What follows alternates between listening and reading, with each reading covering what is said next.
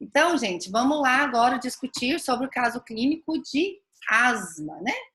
O caso clínico de asma foi do menininho, do Frank, se não me engano, o nome do menininho, né? Frank Morgan, um menino de 14 anos com asma crônica e rinite, né? Então, eu coloquei aí algumas perguntinhas para vocês, para direcionar aí o estudo de vocês. Mas antes da gente começar, vamos relembrar alguns pontos aqui para associar asma com dermatite atópica, que foi o que a gente acabou de discutir bastante, né? Então, asma, ela entra em qual doença de hipersensibilidade? Tipo 1. Tipo 1, né? Então, a asma é uma doença de hipersensibilidade tipo 1,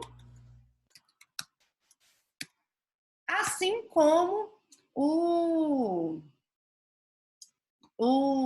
caso de dermatite atópica, né? Então, se ela é uma doença de hipersensibilidade tipo 1, quais são aí as bases imunológicas dessa doença? Quem consegue falar para mim? TH, aumento de IgE. TH2? Muito bem, né? Tem a ativação dos linfócitos T, CD4, né? Mas esse CD4 é o linfócito TH2, né? Então, ele é uma doença de hipersensibilidade tipo 1. As reações de hipersensibilidade tipo 1 envolvem a ativação dos linfócitos TH2. E o que o TH2 faz? O TH2 secreta interleucina 4, né? A interleucina 13, que vai fazer com que aumenta qual anticorpo? IgE. IgE. E outra citocina é a interleucina 5, que vai aumentar os eosinófilos, por exemplo, né? E aí, vocês lembram quais células que tem receptor para a porção FC do IgE? Que a gente falou lá no caso clínico de dermatite?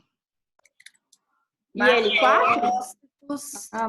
Células. Mastócitos, eosinófilos, basófilos.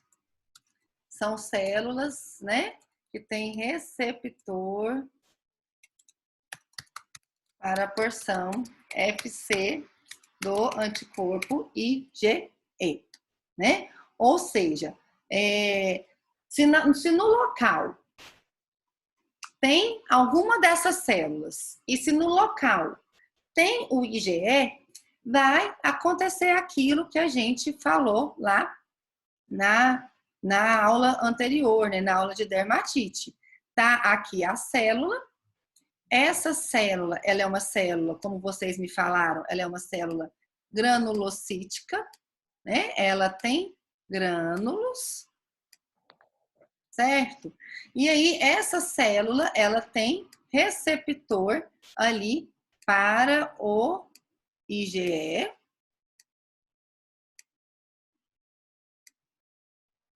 de tal forma que, quando esse paciente entrar em contato com o alérgeno, o que vai acontecer? Quando entra em contato com o alérgeno, né? Essa célula vai desgranular. E aí os grânulos tem, por exemplo, as aminas vasoativas, né? Então vai ter a liberação dessas aminas vasoativas. A principal amino vasoativa que a gente tem é a liberação, né, de histamina, né? E aí a histamina, como a gente já tinha comentado, ele é um mediador inflamatório também. E aí provoca as alterações vasculares que a gente comentou lá no caso de dermatite, né? Vai alterar a vasodilatação, vai aumentar a permeabilidade vascular, vai aparecer ali as moléculas de adesão. Então, todas aquelas alterações vasculares para a célula sair do sangue e ir para o tecido, gerando um processo inflamatório ali no local, né? Então, deixa eu só colocar aqui para vocês, né? Então, diante disso, né? Então, diante disso aqui, que vai ter ali, né? O aumento da permeabilidade vascular, a vasodilatação, o aumento do fluxo sanguíneo,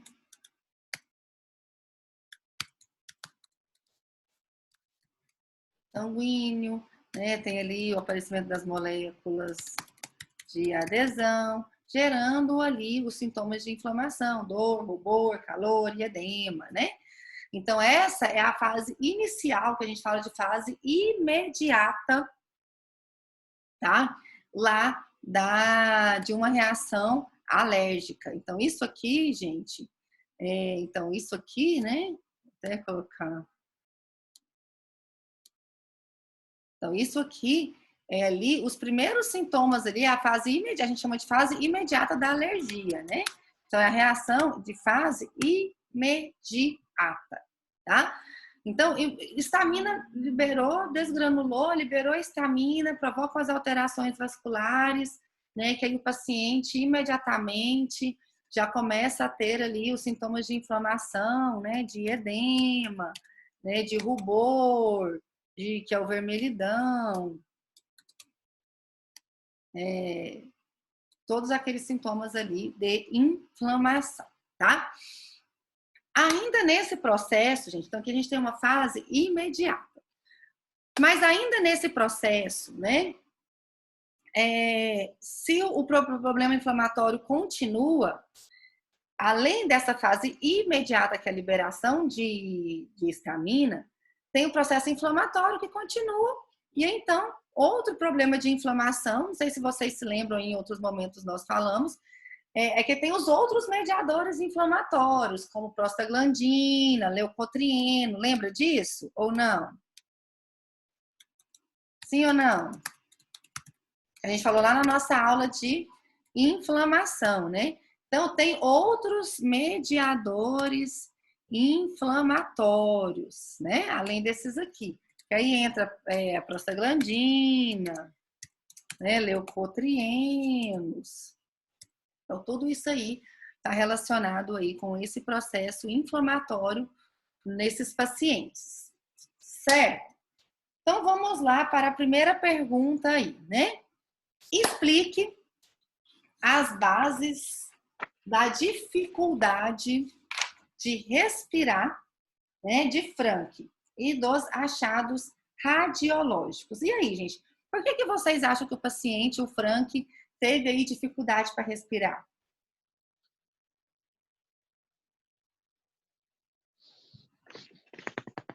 O Matheus fez um Ctrl+C, Ctrl+V aí, né, da resposta dele. Justamente, gente, o problema está relacionado com o que o Matheus falou aí, né? Tem uma questão da inflamação. Então, a própria inflamação, até o Matheus falou, né? Tem esse aumento desse processo inflamatório. Na inflamação, já tem o problema do edema, né?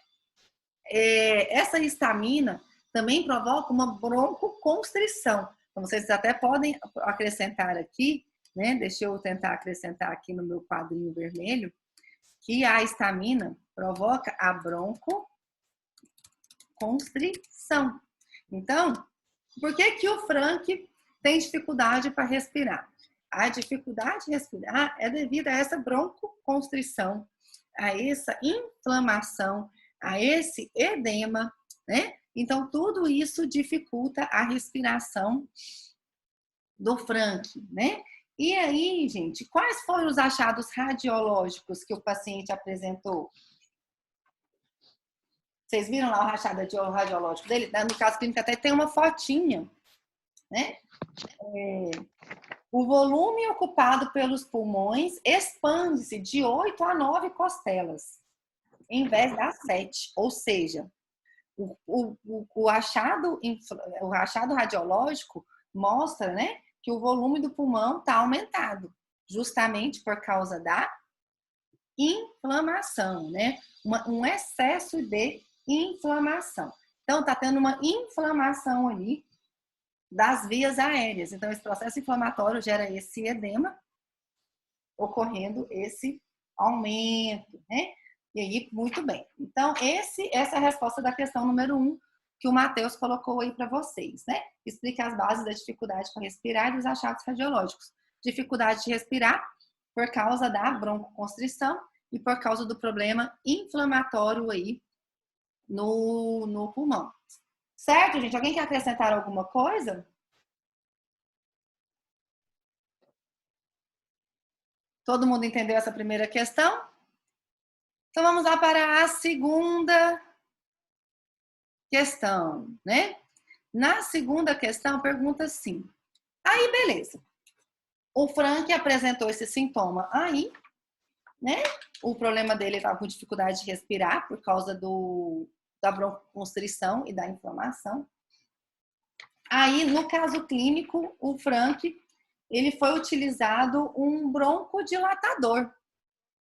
E aí, gente, o uso do broncodilatador não resolveu o problema do Frank. Por que vocês acham que eu explique o fracasso na melhora da asma de Frank, apesar do uso frequente de broncodilatador? Por que o uso de broncodilatador fracassou aí no tratamento desse paciente? O que vocês acham? E aí? Cadê o grupo? Por causa das células T de memória?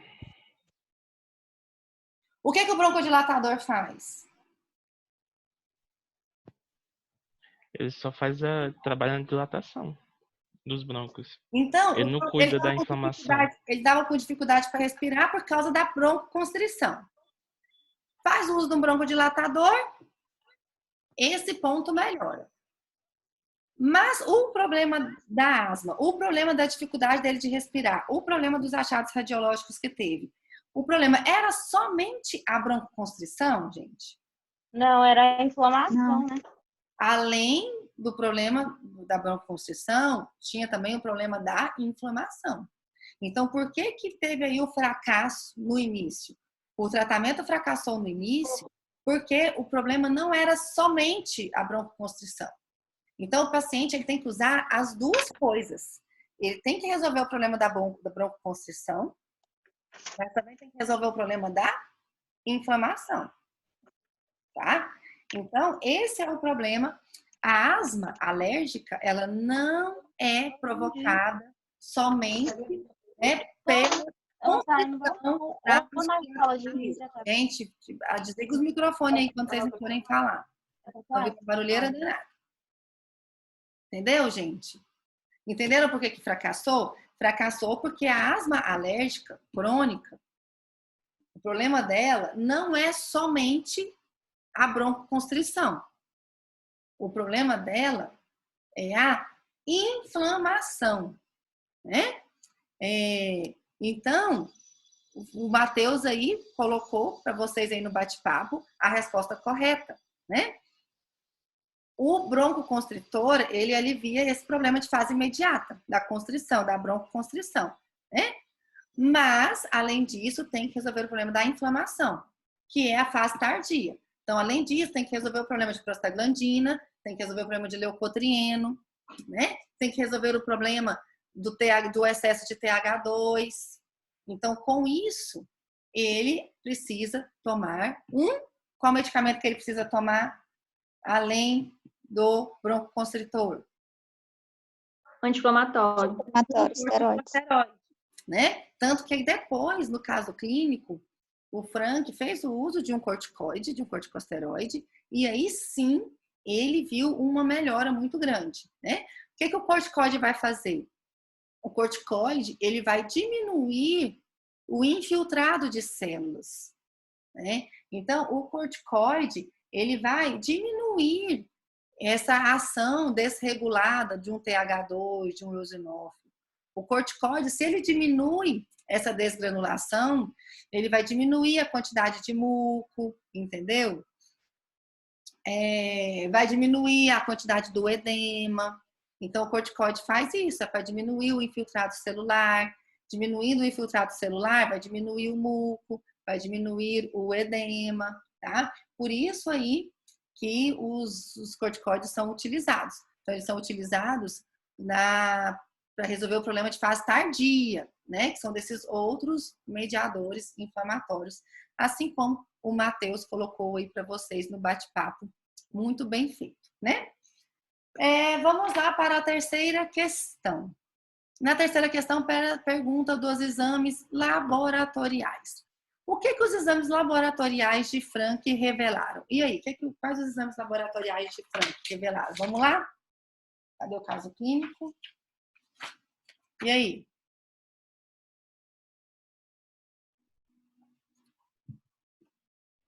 Os exames laboratoriais de Frank... Aí foi a alteração no IgE e no eosinófilos também, não? A contagem de sangue foi normal, exceto número de eosinófilos. Alto número de eosinófilos, ou seja, o paciente apresentou uma eosinofilia e os níveis de IgE sérica foram altos, ou seja, os níveis de IgE no sangue estavam elevados, né? Então, é igual o da dermatite também, né, professora? Foi os dois também. Exatamente. Por quê? Porque as duas doenças são doenças de hipersensibilidade. As duas doenças têm o mesmo mecanismo imunológico. Nas duas doenças tem eosinofilia, aumento de eosinófilo, perfil TH2, entendeu? E o paciente possivelmente tem outros sintomas de alergia, né? Que foi o que já discutiu. Tanto que ele fala aqui, ó, que outras coisas que o Frank revelou aqui no exame. O Frank, ele tinha alergia contra pelo de cachorro, pelo de gato, ácaro, grama, pólen, tudo isso ele tinha ali alergia, tá? Que foi abordado aqui no caso clínico. No caso clínico de asma, o médico chegou a fazer um exame histológico. O que é um exame histológico? É a biópsia, né? Então, no corte histológico que foi feito, mostrou a presença do eosinófilo. Então, tinha um infiltrado celular ali, né, no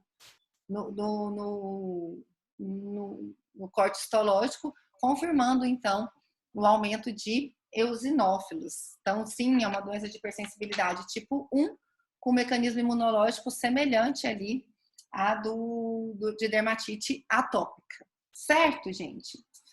Vamos lá para a próxima. Ficou claro aí os exames laboratoriais? Sim, né? Vamos lá para a próxima questão. 24 horas após o teste cutâneo, voltou o rubor e voltou o inchaço. Primeira coisa, quem estudou esse caso clínico, conta para os colegas o que é esse teste cutâneo que o Frank fez. O que é o teste cutâneo que o Frank fez? Alguém pode me explicar? É um teste de alérgenos. Coloca o alérgeno numa lesão na pele para ver se vai ter reação. Pega, pode ser um tecido, pode ser aqui no braço, né, no antebraço, pode ser também às vezes nas costas, né? Mas como que é esse teste? Pega o alérgeno, pega o próprio alérgeno. Pega o alérgeno e inocula na derme do paciente. Se o paciente tiver alergia, aquele alérgeno específico, vai ficar vermelho no local, tá? Então, o médico lá, né, fez o teste alérgico do Frank, e aí no local que tem alergia fica vermelho. Então, por exemplo, se ele tinha alergia a ácaro, tá, no local vai ficar vermelho. Se ele tinha alergia a pólen, no local vai ficar em vermelho, vai ficar inchado, né, e vermelho ali no local. Aí o que aconteceu? Aí, né, inoculou, depois de alguns minutos, manifesta essa reação cutânea, e aí depois melhora. E aí veio essa pergunta. 24 horas depois, o Frank já estava lá na casa dele, né? De repente, volta a reação de novo. Aí o paciente fica desesperado, assim, meu Deus do céu, o que está acontecendo, né? Tá tendo uma reação cutânea aqui, aí ele fica desesperado, aí ele pode até ligar para o médico, né? Doutor, me ajuda, começou a acontecer tudo de novo aqui, né? E aí? Quem pode me explicar por que 24 horas depois do teste cutâneo já tinha melhorado, já estava normal, beleza, lindo. E 24 horas depois vai e volta o rubor e volta o inchaço. Quem pode me explicar isso? É porque ele teve contato novamente, professor? Ou... Não, não foi porque ele teve contato novamente. O contato foi só no teste alérgico. Eu li no artigo que tem algo a ver com a reação tardia, mas no artigo foi 12 horas. Exatamente, tem a ver com a reação tardia. Essa reação tardia, ela pode mudar, né, o tempo ali de paciente para paciente. 12 horas, 24 horas, até depois de 24 horas, pode apresentar essa reação tardia, viu, gente? Então, essa reação que o paciente teve é essa reação tardia. E o que é a reação tardia? A reação tardia está aqui, né? A reação tardia é quando tem os outros mediadores inflamatórios. É onde tem prostaglandina, é onde tem leucotrieno, e aí vai ter um infiltrado celular, tá? Então, isso é comum. Mesmo com o uso do medicamento, professora, Oi? acontece isso? Mesmo com o uso do medicamento, acontece essa reação ou é porque não usou o medicamento? Na verdade, esse aí, ele é um teste cutâneo, né? O teste cutâneo, a quantidade de alérgeno é muito pequena. Então, nesse teste cutâneo, o paciente não toma nenhum medicamento. O que é o teste cutâneo? O teste cutâneo é aquele teste que faz lá no alergista. Então, cada agulhadinha daquela é um alérgeno diferente. Só que a quantidade daquele alérgeno é uma quantidade muito pequena. É uma quantidade que não vai ser suficiente para provocar sintomas graves de alergia no paciente. É um teste com quantidade de alérgeno controlada, só para ver se o paciente tem células de memória ou não contra aquele alérgeno. Lembra lá, em outros momentos, nós falamos de teste cutâneo. Os testes Lá em parasitologia. Exatamente. Né? Os testes imunológicos têm os exames de sangue, mas também tem os testes cutâneos, né? Então, esse teste, ele é um teste cutâneo. A gente pega o alérgeno, coloca, claro que em concentrações muito baixas, em quantidades que não vão provocar danos ao paciente, né? E aí vai e inocula. Se o paciente tiver células de memória contra aquele ácaro, por exemplo, contra aquele alérgeno, imediatamente vai ter a reação. Aí, no caso, quando não tem a reação na hora, aí tem essa reação tardia, que é depois. Aí vai ter a reação imediata, depois vai melhorar. Mas pode ser que depois de 24 horas, depois de horas, pode ser que volte a ficar vermelho de novo. Por que isso pode acontecer? Por causa da reação de fase tardia, tá? Que pode acontecer. Mas, assim, não entra em pânico, não é algo comum do teste. O menininho, o Frank, ele não precisa ficar desesperado, porque a quantidade de alérgeno foi muito pequena. Então, não é que ele está tendo uma alergia, não é que ele vai ter um problema grave, não. Né? É só uma reação de fase tardia que vai melhorar espontaneamente.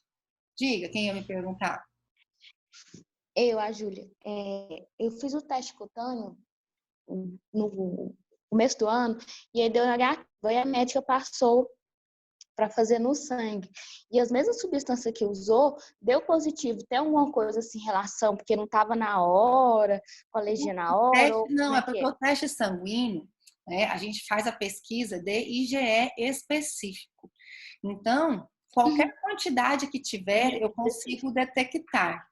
Tá? Então, ele é um teste mais confiável. O teste de sangue, ele é um teste mais confiável do que o teste cutâneo. Isso pode acontecer sim. Por quê? Porque no teste cutâneo eu vou ver células de memória. Eu vou ver só a resposta. Se a quantidade for muito pequena, pode ser que eu não tenha uma resposta. Mas no teste de sangue, eu vou pesquisar, eu vou dosar o IgE específico. Então, eu vou pesquisar no sangue do paciente se tem IgE contra ácaro, por exemplo. Então, se o paciente tiver, eu vou detectar. Inclusive, eu consigo quantificar, tá? Por isso que ele é um teste melhor, porque eu consigo dosar, quantificar, e eu vejo o IgE específico, e não célula de memória.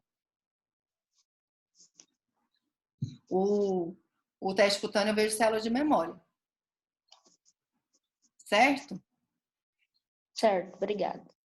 E então, gente, então essa, né, essas 24 horas aí foi a reação de fase tardia. Agora, uma pergunta muito interessante é essa questão 5, que aí essa eu quero saber de vocês. O menininho, o que o menininho pensou? O médico fez esses testes em mim e viu que eu tenho alergia a um monte de coisa. Cachorro, gato, pólen, né, ácaro. E aí, o menininho, ele era doido para ter um animalzinho de estimação. E aí, ele, que não é bobo nem nada, virou e falou assim: doutor, testa aqui para ver se eu tenho alergia a coelho. Porque se no teste aqui der negativo, eu vou poder ter um coelho. E o meu sonho é ter um animal de estimação, né? E aí veio essa pergunta. Frank perguntou se poderia ser testado para sensibilidade a coelhos, porque desejava ter um coelho como animal de estimação. O que você, farmacêutico, diante de todas essas explicações da aula de hoje, o que você falaria para o Frank?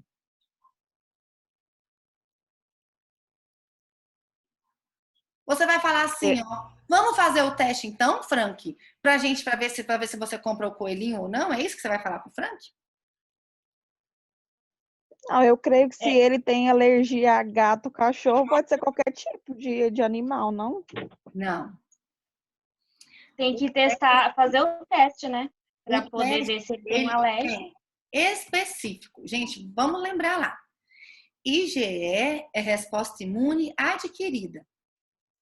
Resposta imune adquirida, ela é específica, ou seja, é um IgE para cada alérgeno.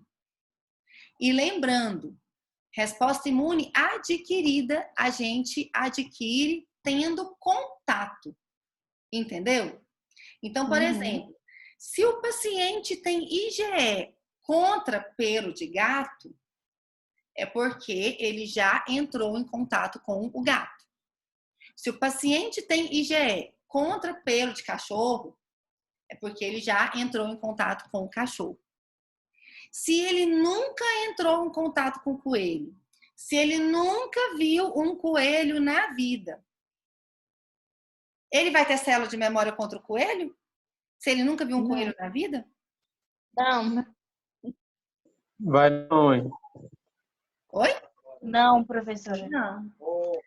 Então, gente, o teste cutâneo, a dosagem de IgE, tanto os dois, tanto o teste cutâneo quanto a dosagem de IgE, né, são células de memória. Eu só vou detectar célula de memória se o paciente já entrou em contato. Então, o que eu vou falar para o Frank? Eu vou falar para o Frank o seguinte: Frank, o negócio é o seguinte, nesse teste, eu só vou saber se você já tiver entrado em contato. Como você nunca entrou em contato com um coelho, você nunca viu um coelhinho na vida, você não tem célula de memória. Então, se eu fizer o teste em você hoje, o teste vai dar negativo, porque você não tem célula de memória. Mas um teste cutâneo negativo, não significa que você não tem alergia. Vocês entenderam isso? Sim ou não? Sim. O teste cutâneo negativo não significa que não tem alergia. O teste cutâneo só detecta células de memória, tá? Então, deixa eu até pegar uma nova aba aqui para vocês, né? Vamos lá. Então poderia falar para ele arrumar um coelho para ver se ele tem alergia ou não. Ele só vai descobrir se ele tem alergia ou não entrando em contato. Exatamente. Ele só vai saber se ele tem alergia ou não entrando em contato. Por quê? Porque anticorpo, célula de memória, ó, o IgE específico, células de memória, né? IgE específico, células de memória. Eu só vou ter isso aqui após a exposição prévia.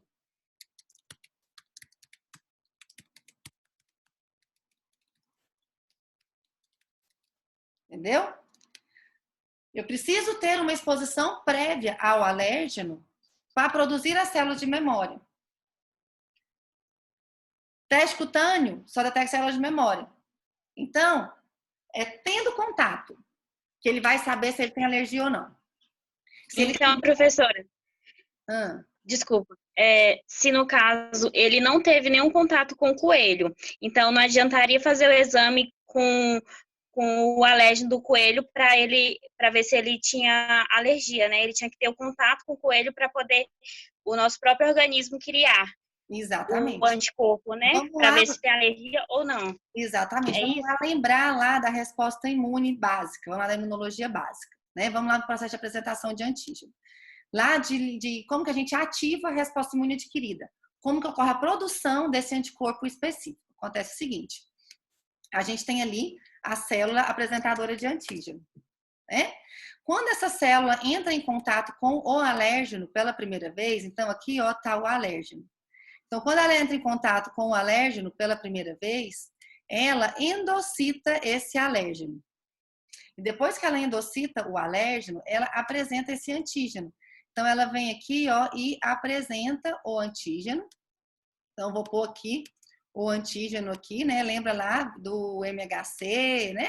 Vai apresentar o antígeno lá para os linfócitos TCD4. Então, deixa eu pegar aqui. Aí apresenta esse alérgeno pro linfócito T CD4, que são os helpers, né? Quando o linfócito TCD4 identifica esse antígeno, quando tem aqui o chave fechadura, é quando o linfócito TCD4 libera aqui, ó, a citocina que essa célula precisa para produzir, para se tornar ativada, né? Então, por exemplo, se aqui é um alérgeno, para destruir esse alérgeno, a gente precisa de IgE.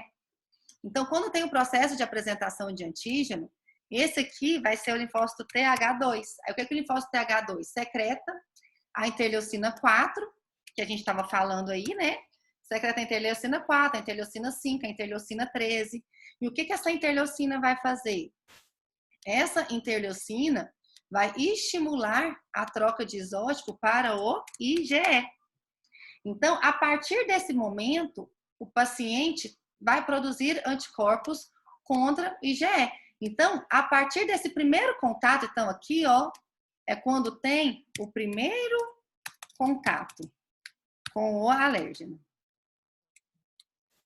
Quando tem o primeiro contato com o alérgeno, ainda não tem o anticorpo. É quando vai estimular a produção do anticorpo específico. Aí aqui reconheceu, liberou a citocina, produziu o IgE. A partir desse momento, agora sim, o paciente vai produzir IgE contra esse alérgeno. Específico contra o alérgeno. E aí, o que vai acontecer? Agora sim, a partir desse momento, as células de defesa desse paciente, por exemplo, os mastócitos, né? Vamos colocar aqui, por exemplo, o mastócito, essas células granulocíticas. O mastócito, a partir desse momento, agora sim, ele vai ser sensibilizado aqui, ó, pelo IgE específico. Então, agora sim, esse paciente tem o IgE específico. De tal forma, quando ele entra em contato pela segunda vez, quando ele tem, né, o segundo contato, agora sim ele tem anticorpo específico. Agora sim ele tem célula de memória. Então, quando entra em contato pela segunda vez, agora sim, imediatamente desgranula. Agora sim, a gente vai ter reação imediata. E depois vai ter a reação tardia. Entenderam, gente? Entenderam? Por isso que eu falo para vocês, o teste, se o Frank nunca entrou em contato com o coelho na vida. Ele nunca viu um coelho na vida dele. Nada. Ele produziu IgE? Não. Ele tem célula de memória? Não. Ele precisa ter o primeiro contato para ele produzir o IgE, para depois ter a reação imediata, que vai detectar lá no teste cutâneo. Entendeu? E aí depois, pode ser que ele tenha também a reação tardia, né? Que foi o que aconteceu aí 24 horas depois.